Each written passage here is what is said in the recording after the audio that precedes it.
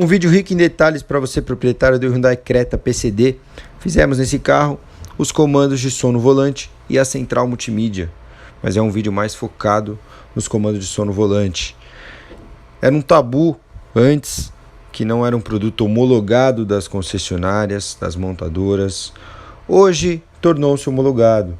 Hoje comercializamos ele em nossa loja com total regularidade.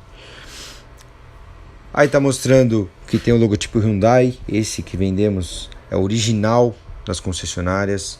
Tá aí o chicote totalmente plug and play, o procedimento de instalação todo adequado para não danificar o airbag, para não causar nenhum tipo de avaria.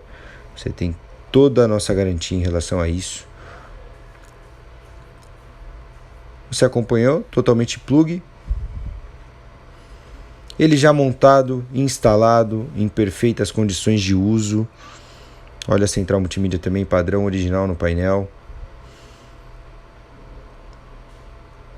Não é necessária nenhuma adaptação. Funciona perfeitamente conversando com a central multimídia.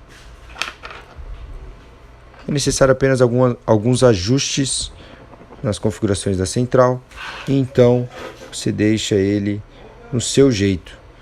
DK136 Acessórios, a loja que tem prazer em atender.